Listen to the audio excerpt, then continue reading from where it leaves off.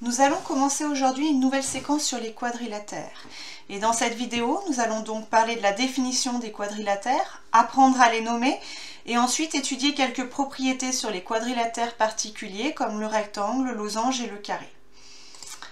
Alors, un quadrilatère, c'est un polygone qui a 4 côtés. F, O, U et R ici sont les sommets du polygone. Pour les nommer, donc pour nommer ce quadrilatère, il faut faire comme la petite fourmi, c'est-à-dire en faire le tour.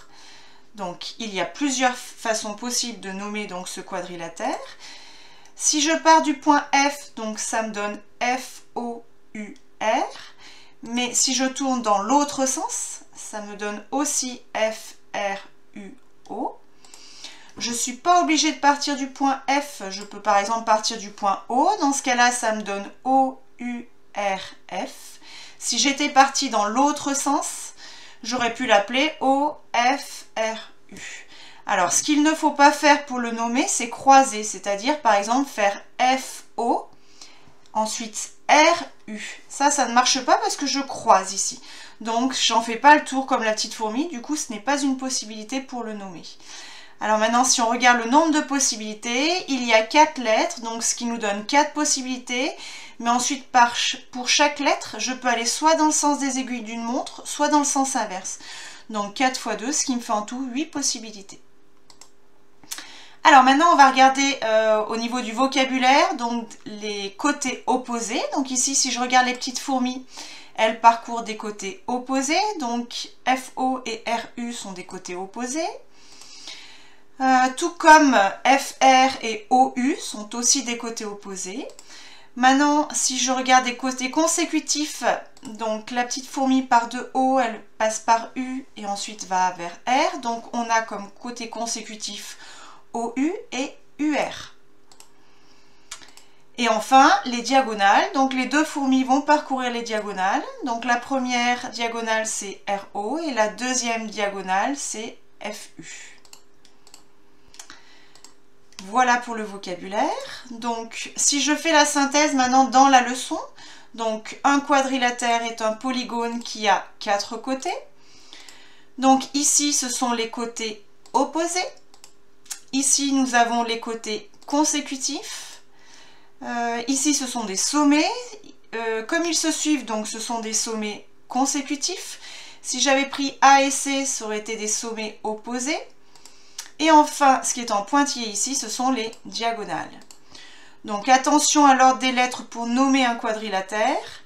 Donc on choisit un sommet, puis on tourne autour du quadrilatère. Donc on peut le nommer, comme on a vu tout à l'heure, A, B, C, D. Ou C, D, A, B. Par exemple, si je commence par la lettre C. Mais je ne peux pas le nommer A, B, D, C, parce que là je croise, je passe par une diagonale et ce n'est pas possible.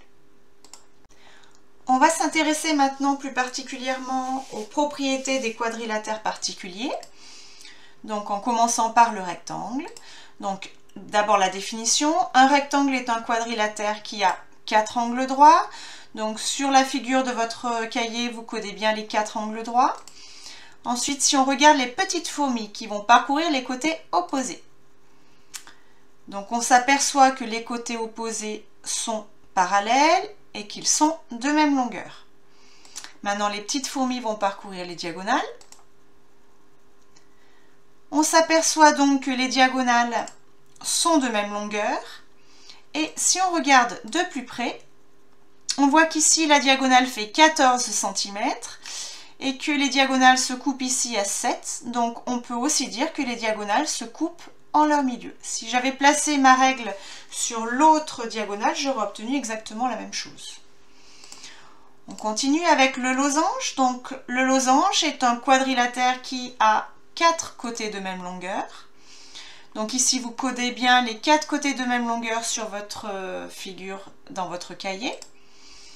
Maintenant, si on regarde les petites fourmis donc, qui parcourent les côtés opposés, on s'aperçoit que les côtés opposés donc, sont parallèles. Et puis qu'ils sont de même longueur de toute façon, puisqu'on a 4 côtés de même longueur dans un losange. Maintenant, au niveau des diagonales, si je regarde bien, les diagonales sont perpendiculaires.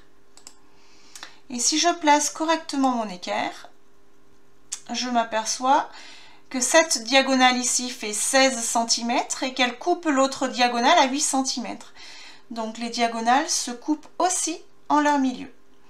Si j'avais placé mon équerre sur l'autre diagonale, j'aurais pas eu forcément la même longueur, c'est-à-dire j'aurais pas eu forcément 16 cm, mais en tout cas elle aurait coupé l'autre diagonale en son milieu.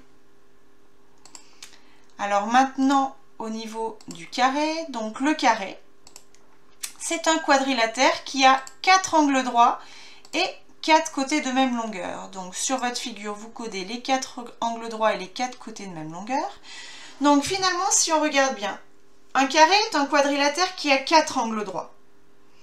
Donc par conséquent, un carré, c'est aussi un rectangle, puisque la définition du rectangle, c'est un quadrilatère qui a 4 angles droits.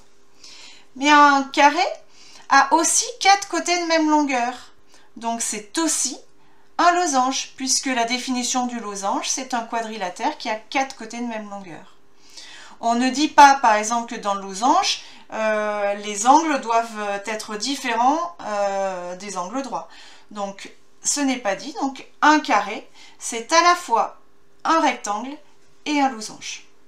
Alors maintenant, si on regarde les propriétés du carré, donc les petites fourmis vont parcourir les côtés opposés. Donc ici, on s'aperçoit que les côtés opposés sont parallèles, sont de même longueur. De toute façon, les 4 côtés sont de même longueur. Et maintenant, au niveau des diagonales, donc les fourmis parcourent les diagonales. On s'aperçoit donc que les diagonales sont bien perpendiculaires. Si maintenant je place mon équerre autrement, je m'aperçois que la diagonale fait 15 cm, qu'elle coupe l'autre diagonale à 7,5.